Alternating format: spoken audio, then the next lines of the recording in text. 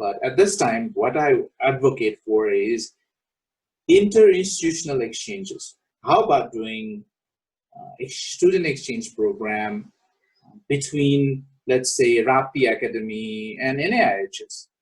And let's go work in those rural areas and see what's going on over there.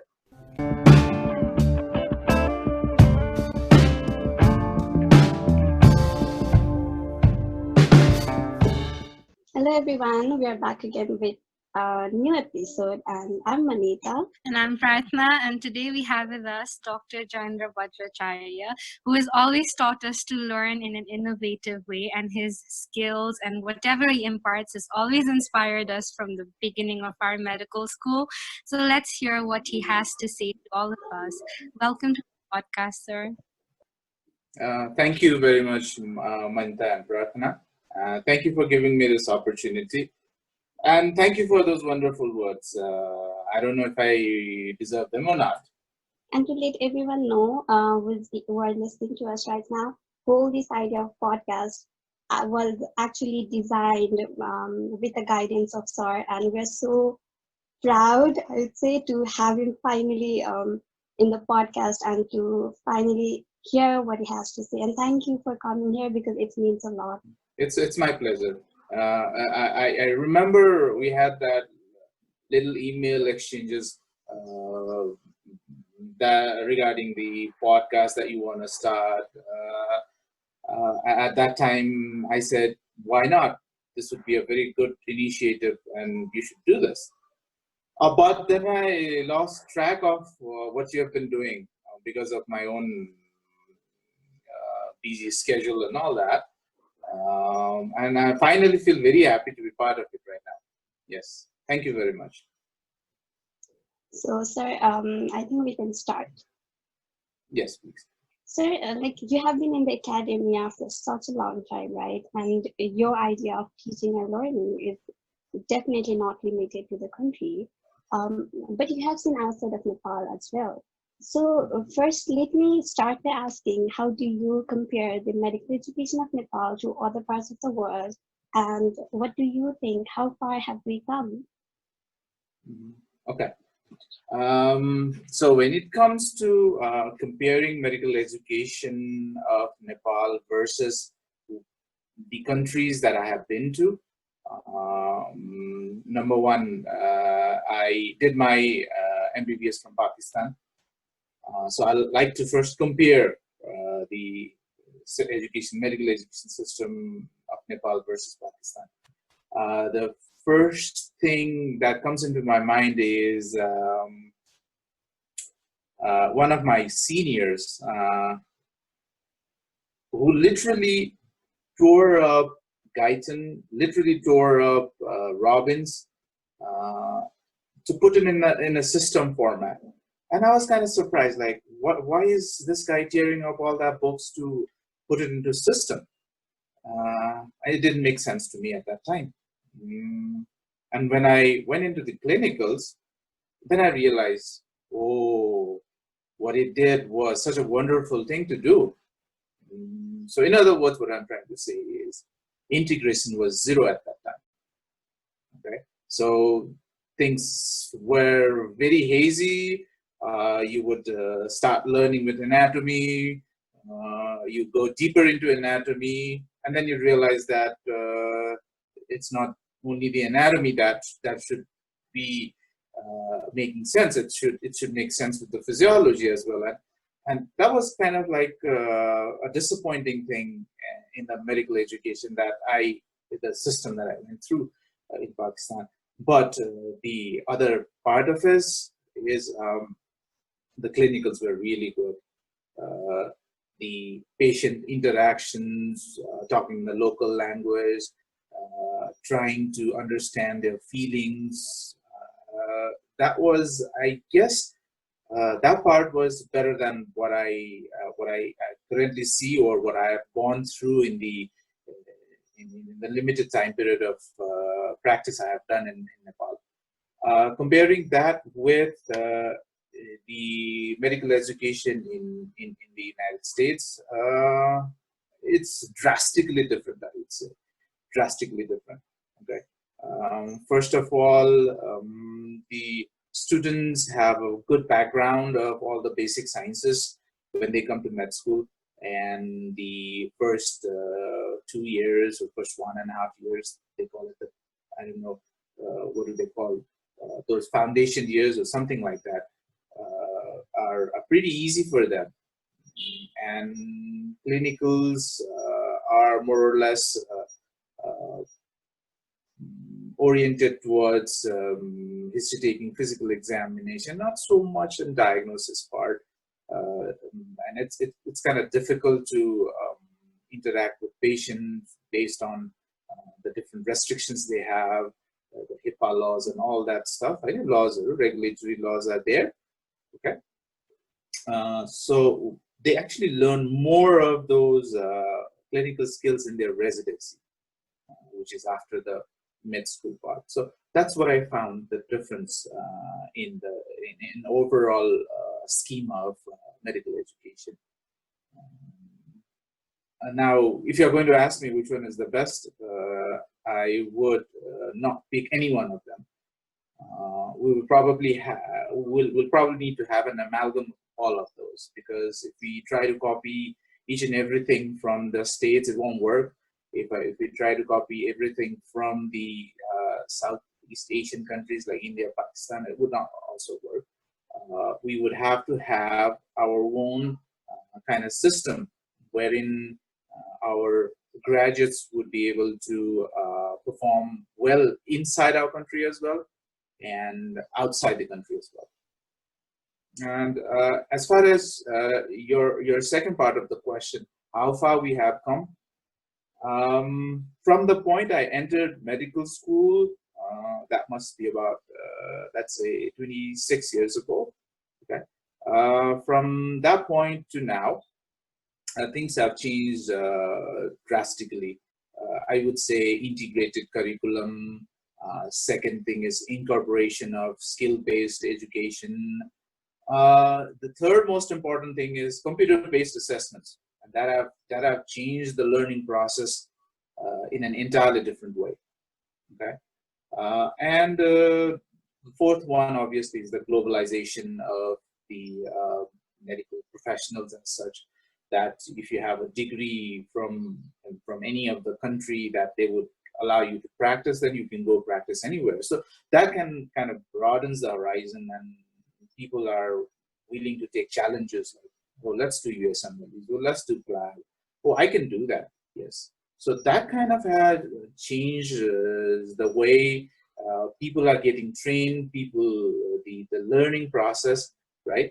So that's one part of it. The other part of it is the introduction of all those super specialization specialties that I've never heard of 24 years ago, 25 years ago, right? Nuclear medicine, interventional cardiology, and when it comes to my particular specialty, there are molecular diagnostic specializations that you can choose, and you can take a room and you can sit in that room forever, and you do your research and then you publish and you become an expert in that particular area, right? So that kind of changed the medical education in these many years. So we are heading off towards a situation wherein we are producing more and more of specialized manpower, specialized human resources in medical field.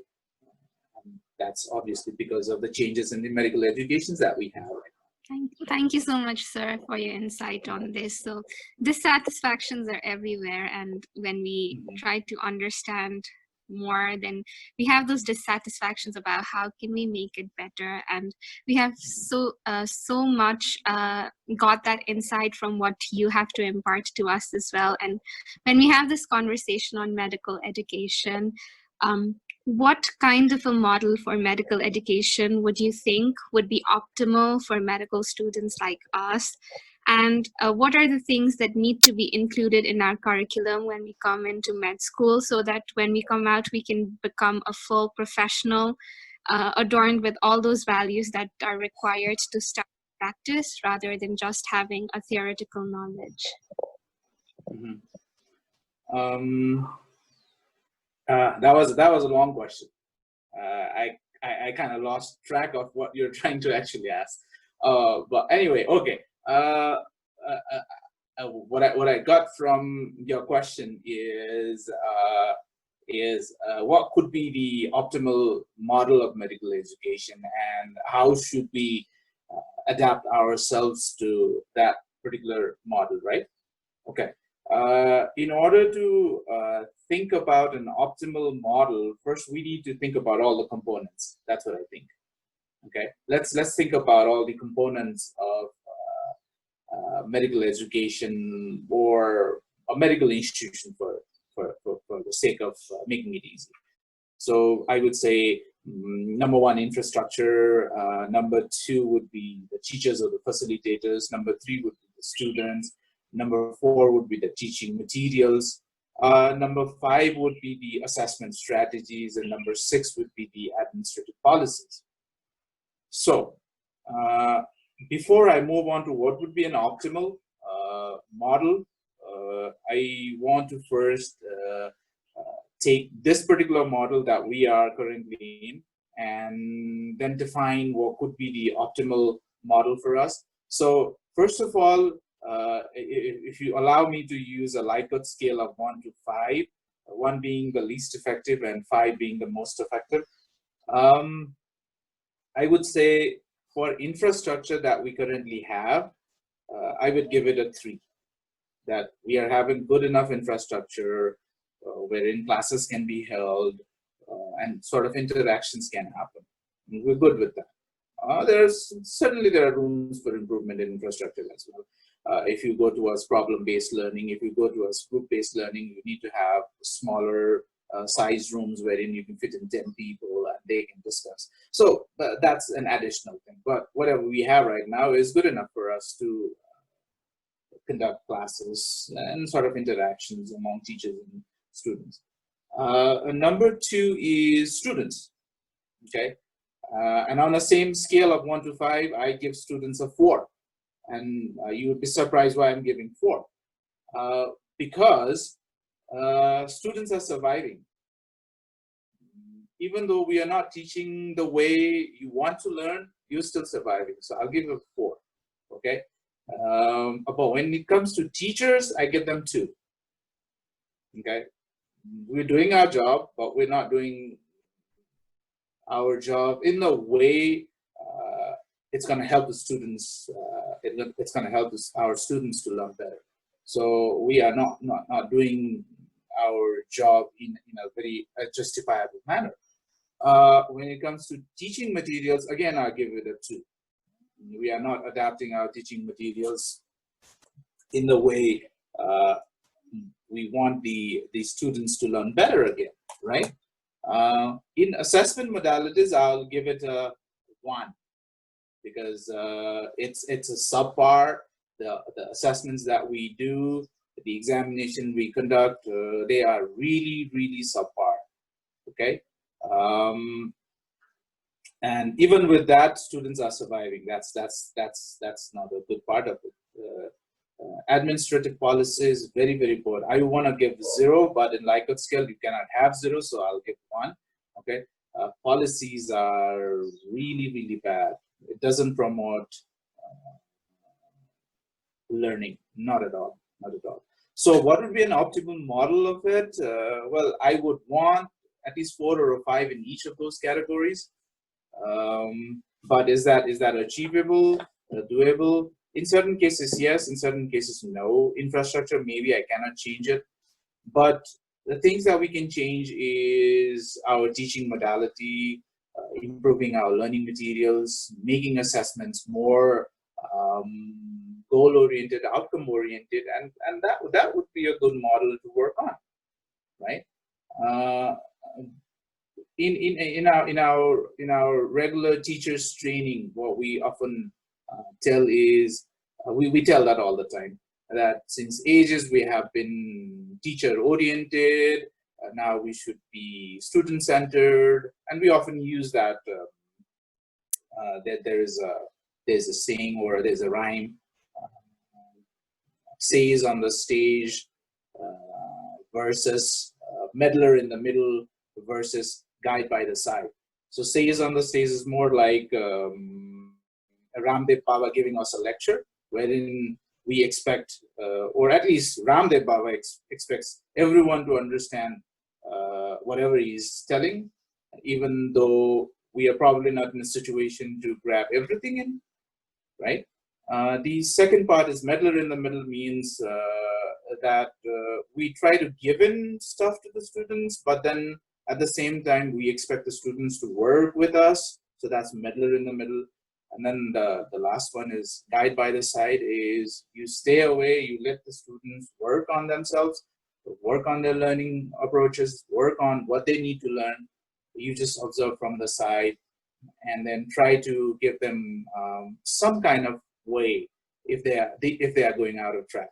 So we are basically at this point, we are sage on the stage, and we don't want to come out from that comfort zone anymore. So that needs to be changed. That's what I think. The first step towards optimizing medical education would be changing the way the teachers think about learning. That's what I think. The first step, and then the steps would follow. Okay. Now, did I answer? Did I answer your question appropriately or not? I'm not sure. It was a very long question. So it was so wonderful to listen to what you had to say. You were kind of relating it to it. So thank you so much, sir. Yes, you did. Yes, and I don't think we could have put it better. When we're talking about this, there is a room for lots of improvement, right? Yes. And I think different techniques or different modalities can be introduced even in the system that we already have to make it better. And as Pratna also said, there are certain things, or let's not say certain, there are many more things which is not included in our curriculum, but they are crucial, like to shape ourselves as a good health professional. Do you think of any ways we can incorporate those missing things into our curriculum? Okay, that's a very policy-based question. Curriculum is something that's defined by the university, and we as the medical colleges do not have much authority to change that, because it's kind of rigid, especially in our situation. It's very, very rigid. In MAGA 2076, there is an exam. You appear in that exam. If you don't appear it, you fail it, and then there is another chance, supplementary. You either pass it or you fail. It doesn't give you much room for personal growth, or let's say a parallel growth as such. Okay. Can things be added onto it? Well, added from the institutional level, by not paying too much attention to the curriculum, or not binding oneself rigidly to the curriculum. I would say yes. It would depend on the institutional policy on how we are going to promote the student learning. I want to emphasize on one particular thing. Even though the curriculum says a lot about electives, I haven't heard of an elective program that is going on anywhere in any of the medical colleges of Nepal, especially under TU, because TU curriculum says it follows a model called SPICES model when it comes to curriculum, and the E in the SPICES is electives. And somehow that elective has been, the term has been used for bringing in foreign students, the international students, to do some kind of posting in our hospitals over here, but the reverse is not applicable. Okay, our students going into other countries for doing that is not acceptable. I would definitely want to see that change. Okay, especially in the internship program. If you have, let's say, 3 months or 2.5 months posting in in gynecology and obstetrics, and you are not really interested in that. Well, and if you're interested in some kind of cardiology type of thing, and you have a good connection wherein you would go and shadow a cardiologist, that option should be given. That's what I think. Okay, and the regulatory body, the council, kind of allows that. The council has the internship modality, different forms of internship modality, wherein you can do 6 months medicine, 6 months surgery, if you don't want to do all of those minor postings at all. But there are pros and cons of each of those things. But having electives would be one of them. The curriculum says that, expresses it, but it doesn't implement it. But we can use that as one of the few changes that we can make. Other than that, I think other incorporation would be basic incorporation, like, for example, blended learning concepts that let's not do those regular lectures. Let's go away from the regular lectures. Let's give students learning materials. They learn on their own. And then when they come back to our classrooms, we arrange discussion on certain topics. But when I start saying that, I visualize something bad. What do I visualize is then it becomes our sort of like correlation seminar, which is not productive. Which is not productive. I sincerely feel that letting somebody present on one particular topic and 99 people standing back and listening to it, I don't know. It's kind of a very, very difficult situation. It is conceivably there are some issues in there. We need to improve on that.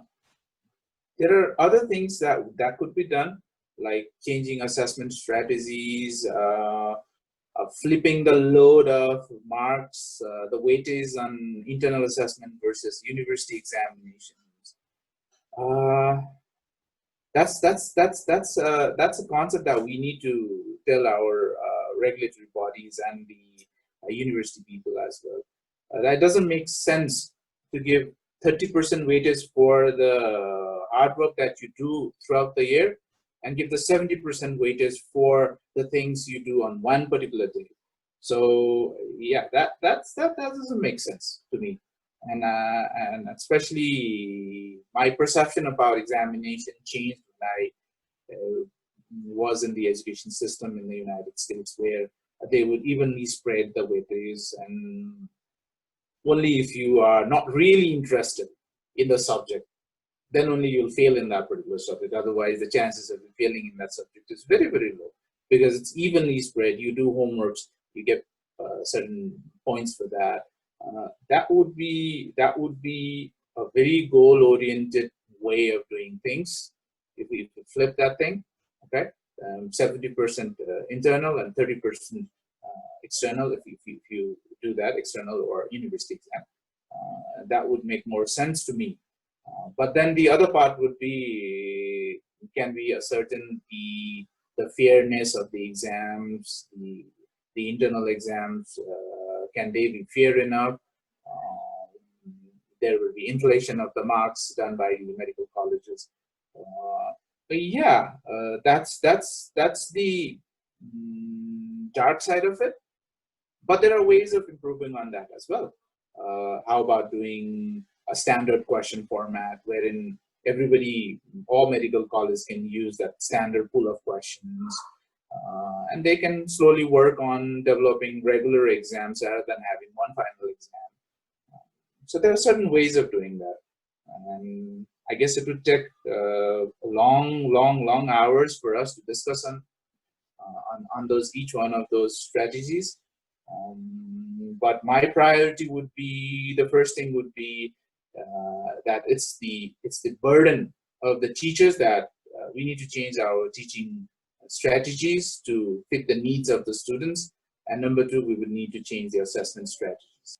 Thank you, sir. So the ideas kind of began forming in our mind as to how we would feel while if we were to go and learn in that system. So thank you so much for sharing. Sir, and I remember you talked to us about this empathy and how empathy is so much important in our medical curriculum and how doctors should be empathetic. And in our orientation program, I remember you saying about communication skills and saying that you need to be able to put yourself in others' shoes. So I think we took it to our heart and we have been trying to do that. But talking about what are the things that could be included in our curriculum, I think, so where does medical ethics and these kind of things where we are taught to look at a certain case humanely, I think we are lacking on that. So what is your perception on these things?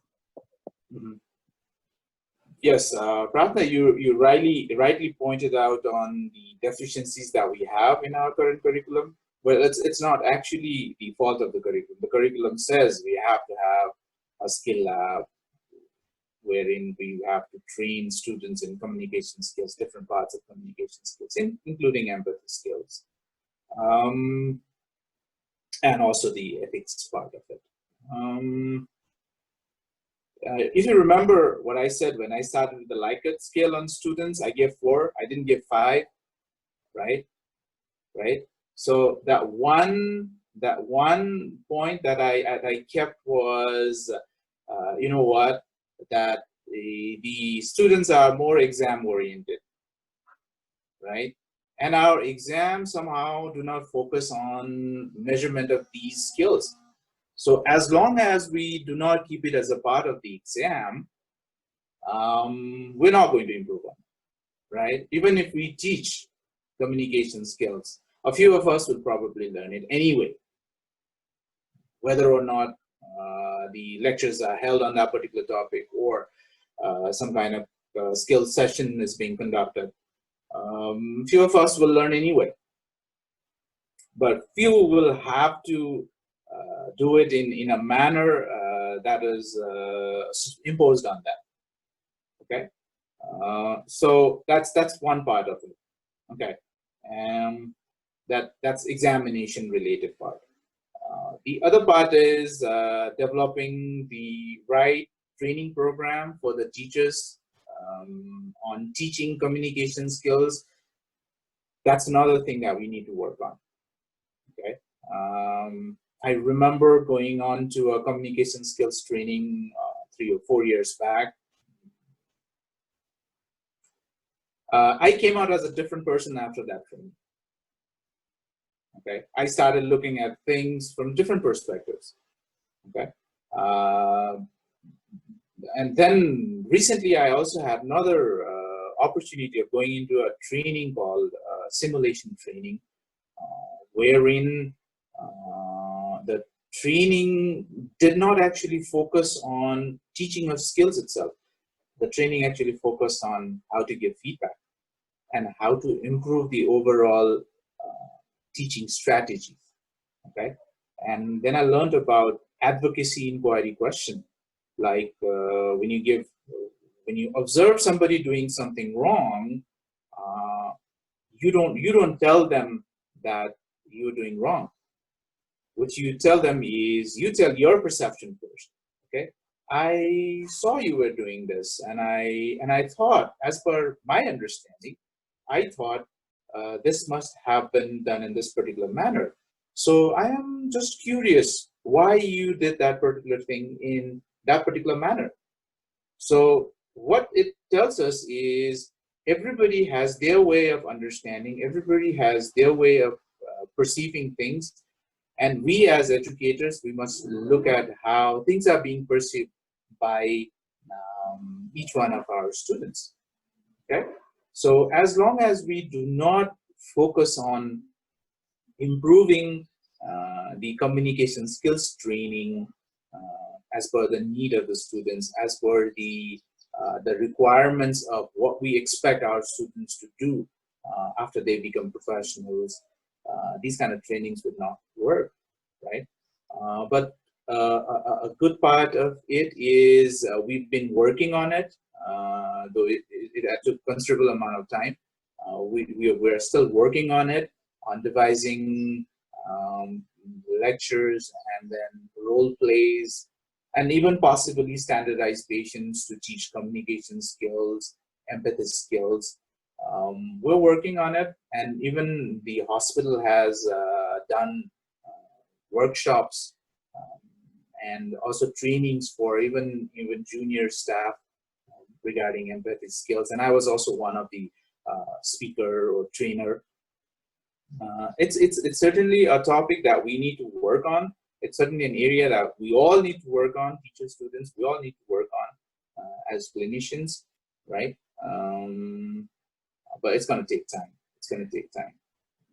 The reason is, number one, the perception about health.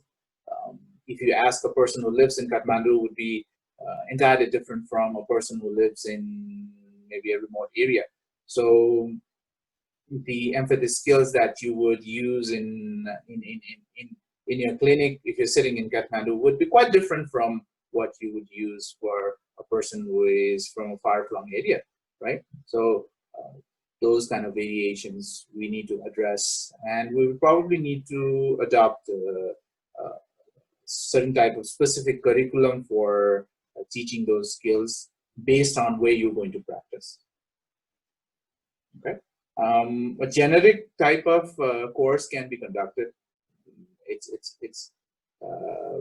probably dictated by the books that are already available in the market with communication skills for medical students. So how to communicate with patients in medicine. So the general principles can be taken from those books, but then again, adaptation of those in our particular scenarios would be a bit challenging, and it's going to take time, and it's going to take time to do research and evolve with that. Okay.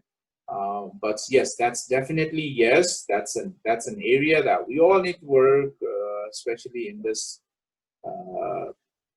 time wherein the medical professionals are getting treated in a violent manner by the patient parties, right? So yes, we all need to work on it.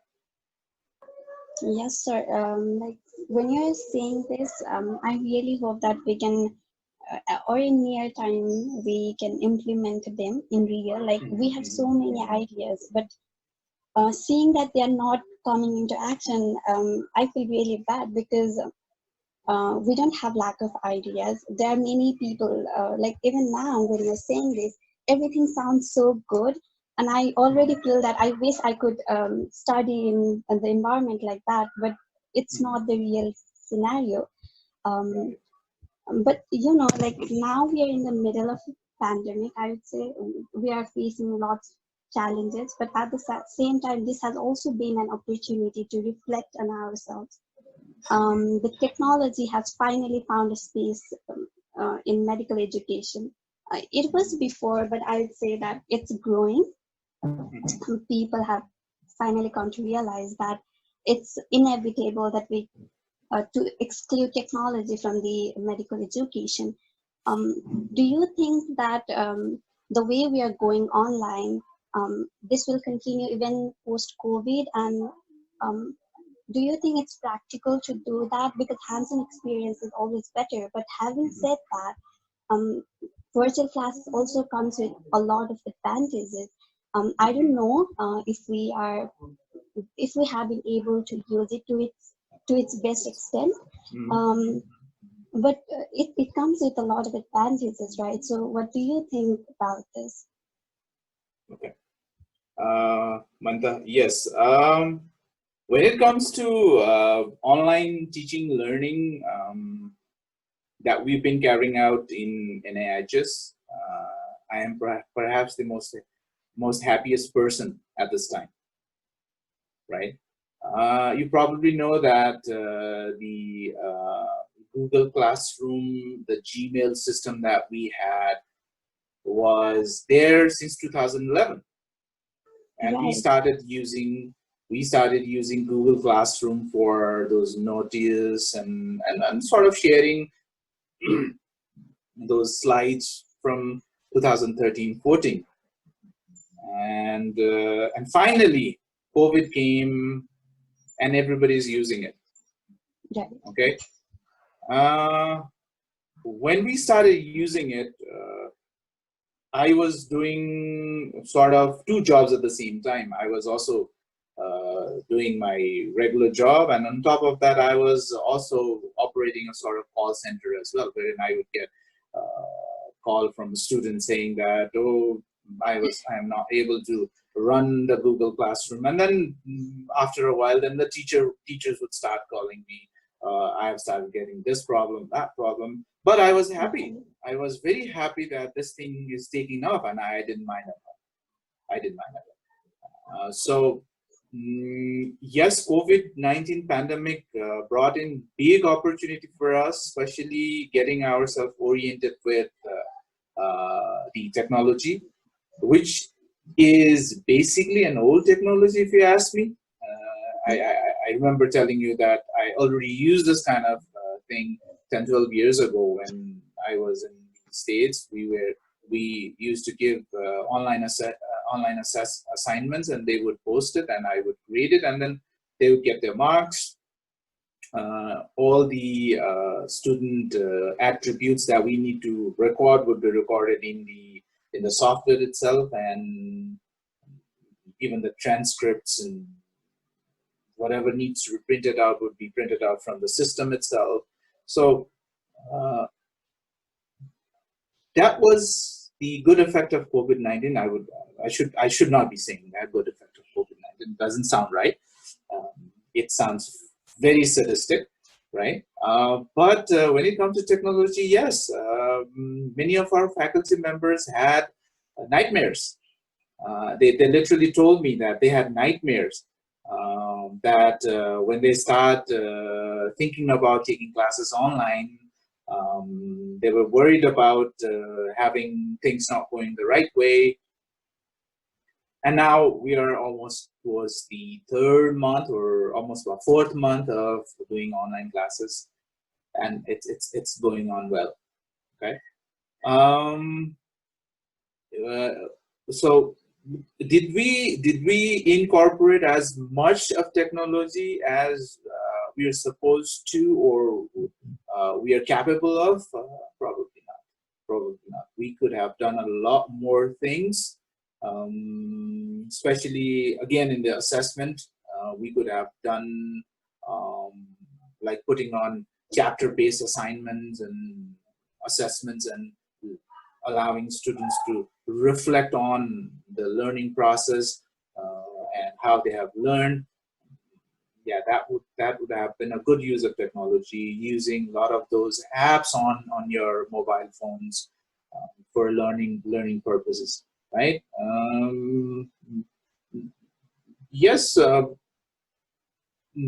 As far as your question is concerned, Manda, what you said is, would this continue or not?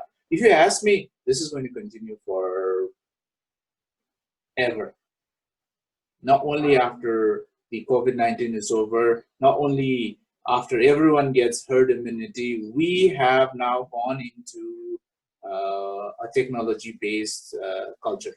We've gone into that. I'm happy about it. So, but don't you think, like, I got you here.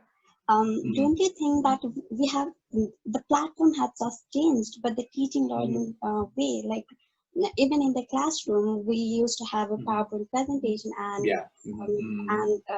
the teacher would be explaining us, and even here we have the same thing. Like we could have incorporated a lot more things, like we could have assessment right then and there, polls, like quizzes.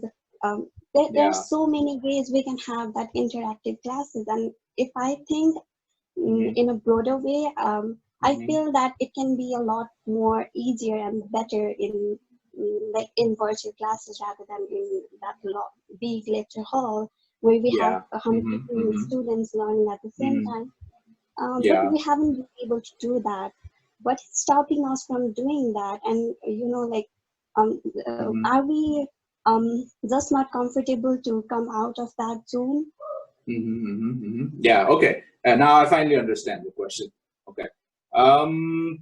Yes, a lot could have been done, but we're not able to do it at this particular time. It's partly because out of 100% of the teaching staff, or the let's say the teaching community, I would say only 5% of them are really oriented on the technology. The 95% are still struggling. Okay, and if you tell them ways to change their teaching modality at this time, you know the consequences. Okay, whatever you're getting will not be delivered even up to the extent that has been being done right now. So that's a big challenge. So my concern at that time, when I was tasked to start this online teaching learning activity, my task was to just tell them, do whatever you were doing, but do it online. If I start telling them that, oh, you need to change your teaching strategies, do it this way, do it that way, then that would possibly cause more, what do you call, an aversion towards this whole online teaching learning platform. So I kind of avoided that. I will tell you one more thing on that. The mere addition of registering your class before you start with the class was a big headache for many people. That's an unnecessary step you're putting in. So things like that matter in our kind of community. So we need to pay attention to that. This is going to be a slow process. We are one step ahead. Everyone is now using laptops, tablets, or phone for this purpose. That's one step ahead, I would say. Then after that, we can make it more interactive. We can add assessment strategies. We can make it more outcome based. That would be our second part. So what we're going to do is this is one of the things I have envisioned as well, that we would do teachers training. And if you know that we had a teachers training a few weeks ago, wherein we added a new topic as well, and that topic was e-learning, the new form of teaching learning in COVID era. We added that, and we kind of introduced the different approaches that you can use in teaching learning activities online. So things will change, but it will change in a very slow manner. It's very difficult. You understand that it's very difficult to change someone who's been doing things for 30 years in a one particular manner. So we would have to take that into account as well. I am happy about the acceptance that they have given towards this online system of learning. Okay. Otherwise, the gossip that happens often in our corners is MBBS is not an online degree. That's what I hear often. So whenever I advocate for online teaching learning, I would get an answer like that. MBBS is not an online degree, and I agree with them. It's not an online degree. It's just that things have changed now, and we are bound to do this thing online. My only request is we should do it in an effective manner. Yes, definitely. We will work on it. We'll try to do more teachers training. This will require more teachers training as well. And we'll incorporate some of the things you've said as well. Thank you for those inputs as well. So we'll kind of devise a more focused training for teachers on internet etiquettes, teaching online, doing online assessments, and all of these different parts of online teaching program. At this point, again, on that Likert scale, if you say where we are, I would say I would give it a 2 for now, for the efforts that we are putting in.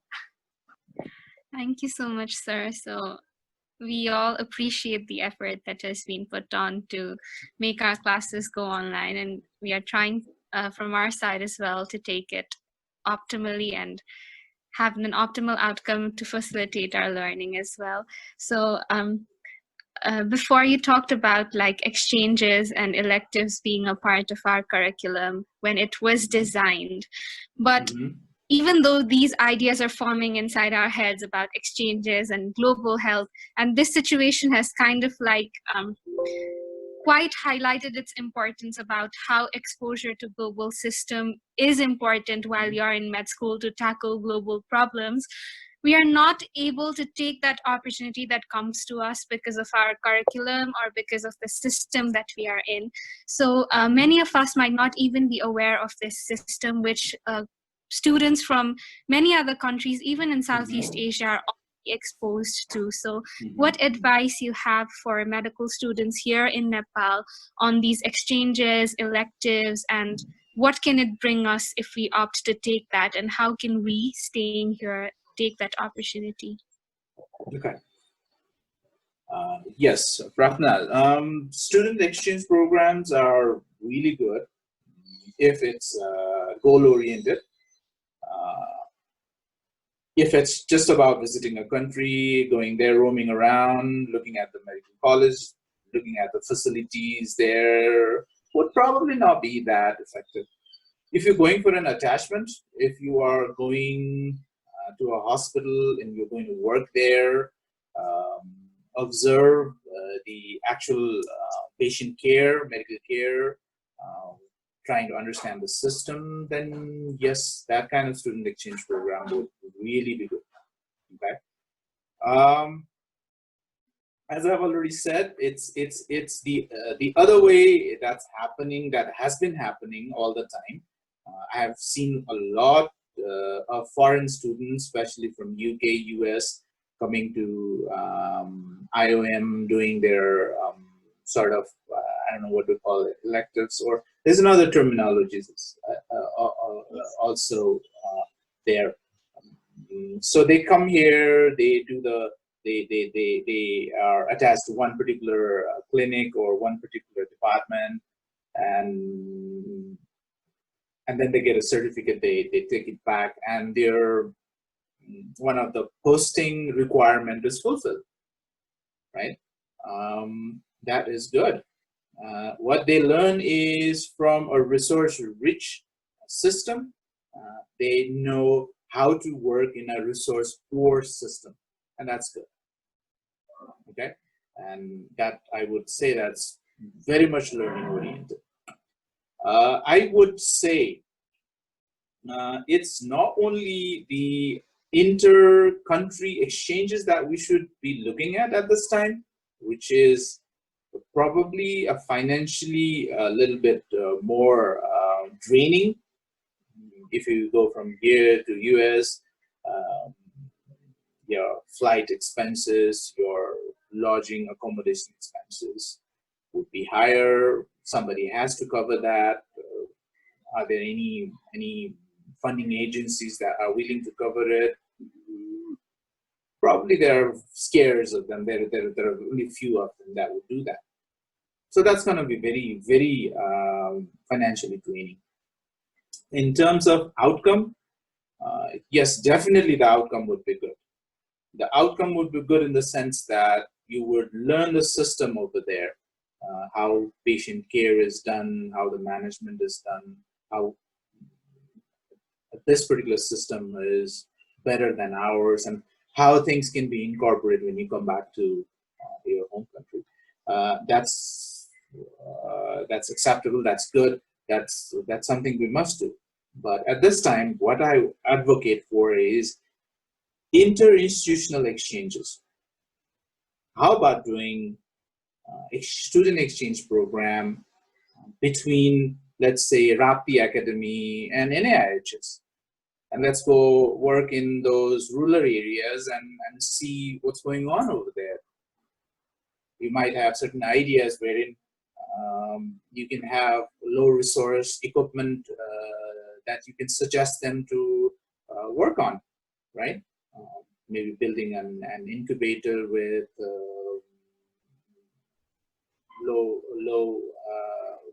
low expense resources, okay, and giving them the idea and trying to build on that. So it's not only the inter-country exchanges, we must also focus on intra-country, inter-institutional student exchange programs, and that should be done.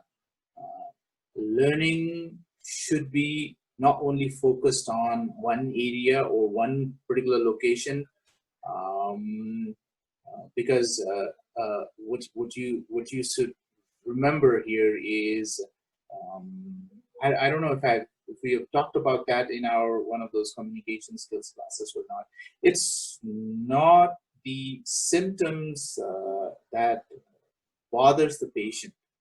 It's the concern that bothers the patient. So what do I mean by that is somebody who is having, let's say, a leg injury in Kathmandu would be worried about how am I going to drive my bike, or how am I going to go to office tomorrow morning. Whereas the concern for somebody in the rural area would not be that. How am I going to fetch my water would be my concern at this time. Okay, so if you do not pay attention to those concerns, your care would not be complete, right? So what I'm trying to say here is these type of inter-institutional student exchange program would give you a change of environment, change of patient population, a better understanding of the concerns of the patient as well. Okay, so we should do that. I also kind of feel that you are kind of asking me these questions so that these kind of get incorporated in these coming years, that when you start doing your internship and when you finish your final year and your internship, I'm positive about it. Okay, I'm positive about it. You look for opportunities, and you bring it to me, and I'll be glad to facilitate. So talking Right. about these professional changes, whenever we have this association which is known as the IFMSA, and it's typically a non-political organization who has all of these wings. When it focuses internationally, it has COMI, which is medical education, public health, reproductive rights, professional exchange, and research exchange. So in the country as well, they make local committees in different medical colleges, and then they have one central committee. The central committee looks into the countries around the world where they send exchanges, whereas the local committees, they have an interlocal committee exchange as well. So this model is a very optimal model that I've seen. Okay, if you come across those kind of opportunities, yeah, you grab them. You bring it to the notice of the authorities, and then, yeah, if they sound feasible, they sound good. I mean, I do not see a point why you would obstruct on something that's proven to work, right? Definitely. Even for the faculty as well. We've been talking about faculty exchange program. So we were talking about faculty exchange program. So obviously, we could also tag along with students. Okay, so if students are going, the faculties are going along with them, or the faculties are going, the students are going along with them, in a more like a team, format, right? So yeah, we can do like that. That's something that's on our list as well. From the academic section perspective, I can share with you that that's on our list. Thank you, sir. For being so positive to every thing that student comes with. In having this discussion, something that crosses my mind is mentorship as well. When we are talking about global exposure, mentorship is something that has been given a lot of importance in global arena as well. They have acknowledged how this can save a person and help in professional development, and a lot more. Right. But I don't see it flourish here in the country. I know that you Yeah. have initiated. I would like to Mhm. know what are the things that you went through and why wasn't it continued up to now? Mhm. Okay. Um, Mhm. and also, is it because we students are not willing to come forward and ask for mentorship, or is it because Mhm. those who are supposed to come and mentor, they are not Mhm. willing to give their time and dedication? What is your Mhm. view on this? Um, my take on my take on mentorship program is I might be a little bit biased on it. Okay, because I was conducting the mentor program. I think I was conducted in a bit effective manner than the other groups. So I used to get blamed that I was essentially giving more time to the students when we started off with the program. Um, yeah, the challenges, the limitations are there. The thing that you talked about, the initiation that is required on the student part is grossly lacking. Yes, it is lacking.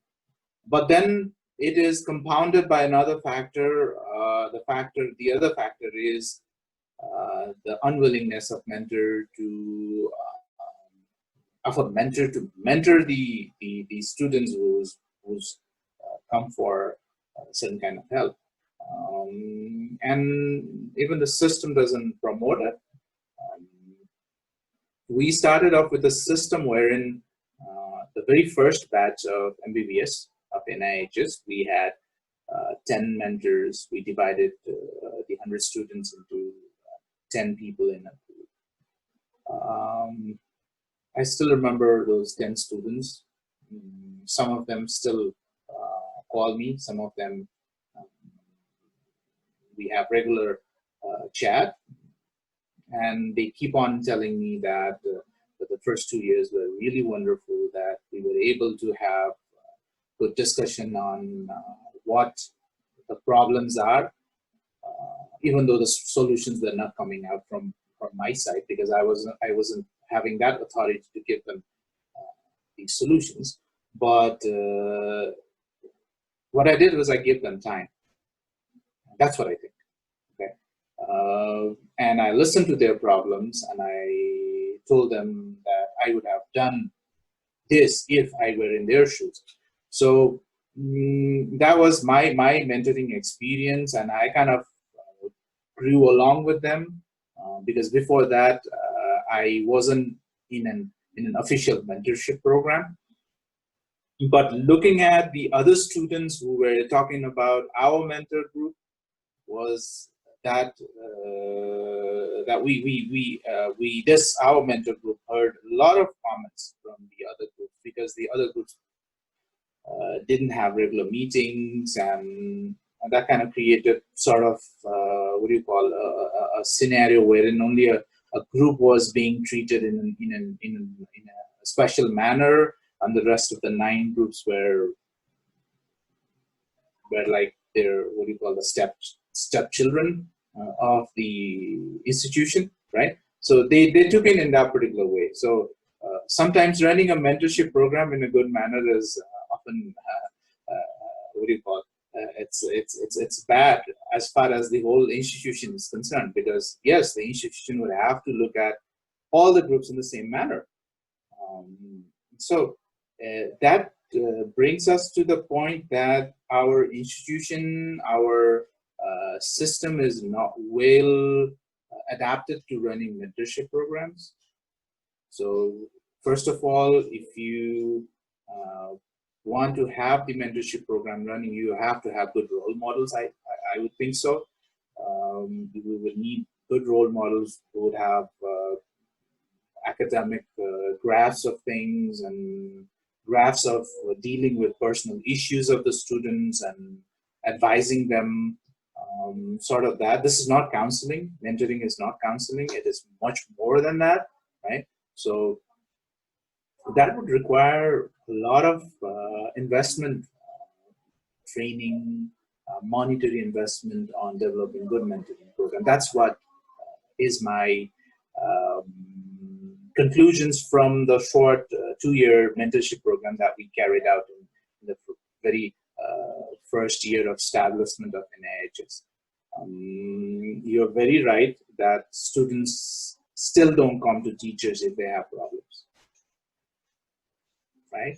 Even if the problem is quite related with the teacher itself, they won't come to it, right? So that's that sort of that proactiveness is kind of lacking, and the other way around also, the teachers are also not oriented with what are the requirements of mentoring and what are the things that you should be doing and what are the things you are not supposed to do when it comes to mentoring. So I don't think that mentoring system has taken off quite well in any of the medical colleges. It's partly because of the large number of students that we take in admission. It's a very big group, and dividing that big group into smaller groups with one single mentor it's kind of difficult to do that, and it hasn't taken up well in any medical college as far as I know. Even if some say that they do have it, I doubt the effectiveness of it. Okay, because that would require an institutionalized policy.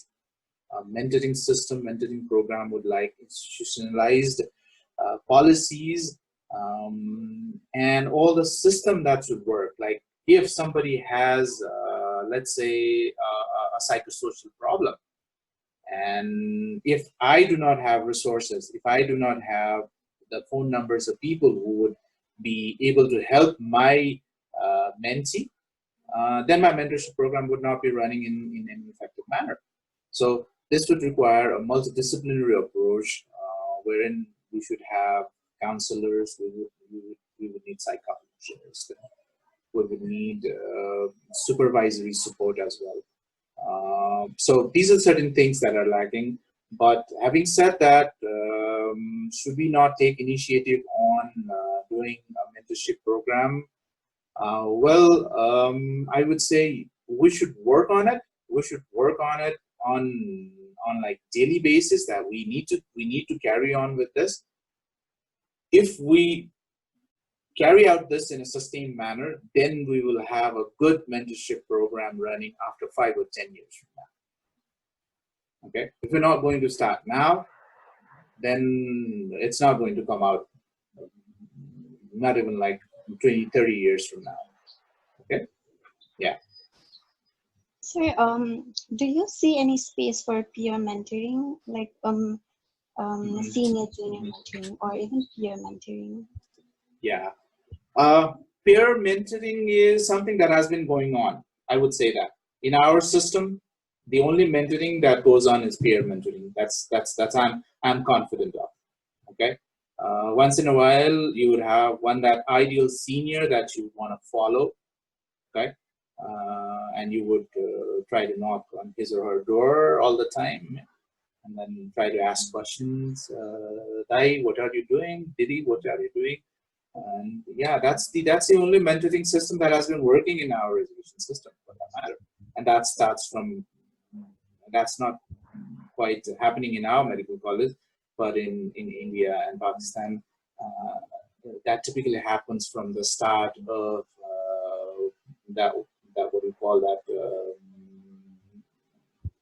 what is that thing called, ragging, right? From the day one of that ragging, that relationship starts building in, and that mentor-mentee relationship kind of nurtures along. I am not advocating that ragging should be done at all. I am totally against it.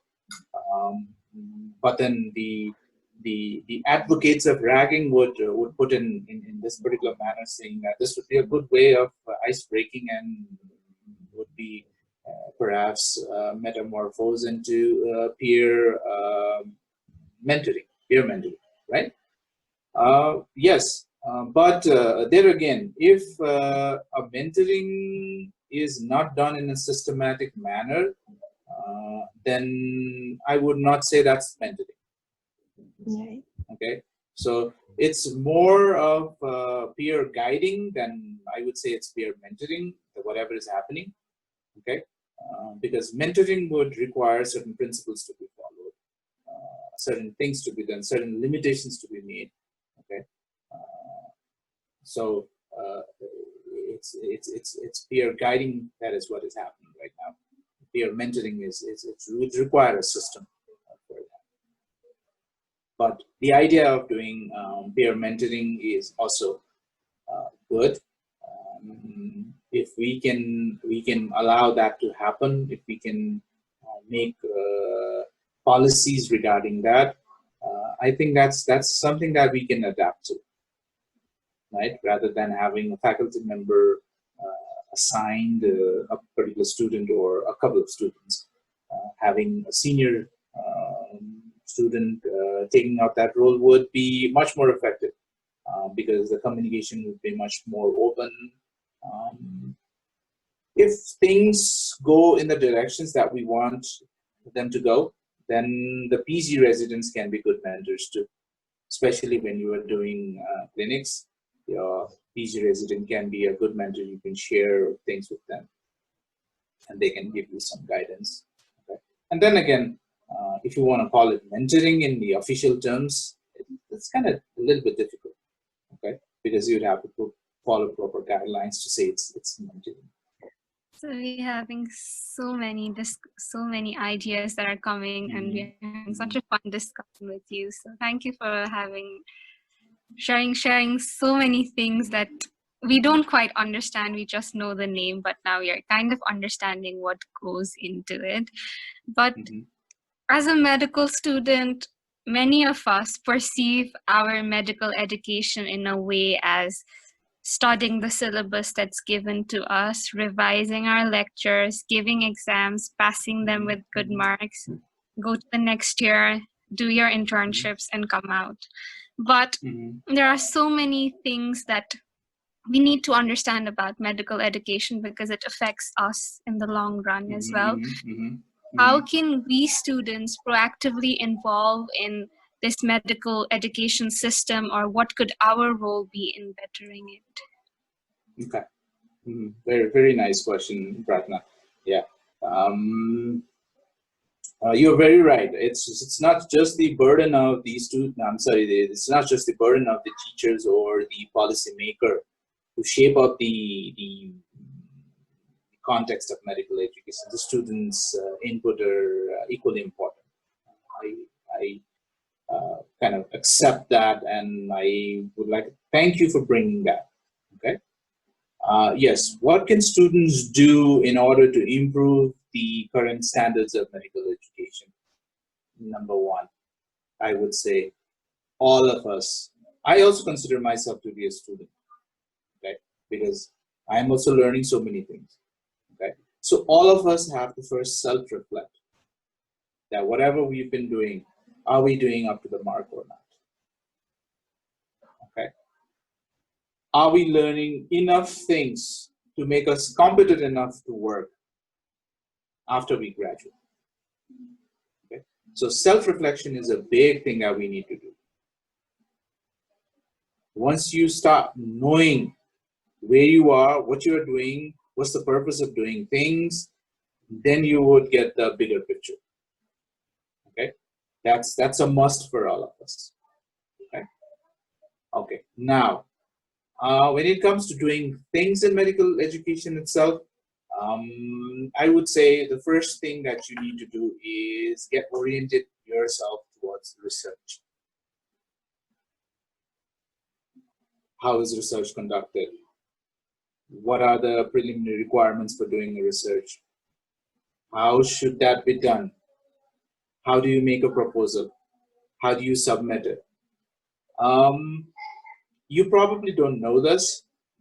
The bachelor programs of TU, except for MBBS, are required to submit research. And that's something very, very sad to see, to hear, to perceive our students not knowing about research. Okay. So once you start knowing about research, you want to do research, you would you would talk about what are the deficiencies that you are having in your education part. You'd start writing them up. You start publishing them, and then the solution will come. And then the authorities will start listening to you. Okay. If I remember correctly, we had this talk between the editorial board of Souvenir as well, that the original idea of publishing was not geared towards literature, were actually geared towards research.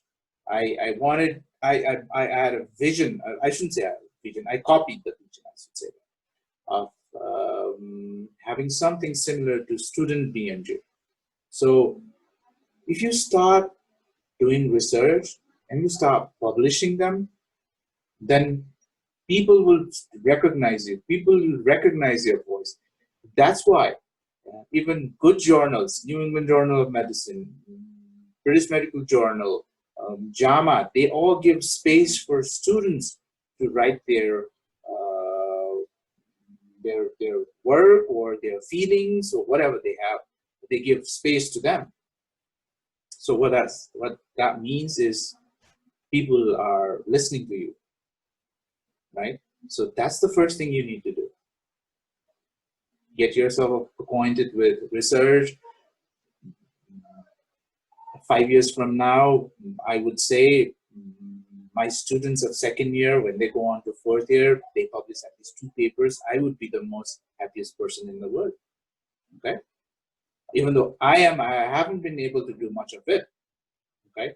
I'm not saying that I have been doing it in a regular manner. No, I am equally burdened with all of the administrative roles and academic roles that I have not been able to do it. And I feel that guilt all the time. Okay. But what I would suggest these students do is they do research in medical education. Tell the authorities that this is why we are not learning properly. And this would have been effective. And this particular research has shown that this is effective. So you do this. And that would be a way of giving input to the overall education system. Okay. And things are fluid, strategies will change. Today we're talking about online education. 20 years from now, it could be totally different.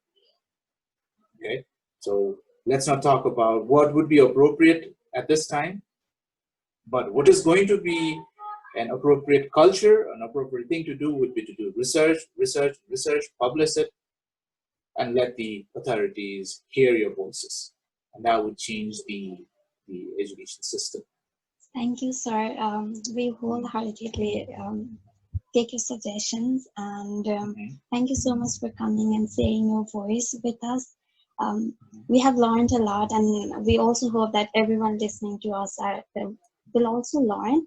And I really hope that whatever we talked today will finally come into execution someday, and we'll be able to celebrate that.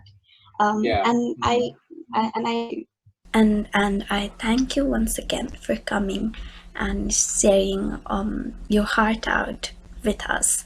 We learned a lot. So guys, this is all. We'll meet again in the next episode. Till then, have a good time. Bye bye.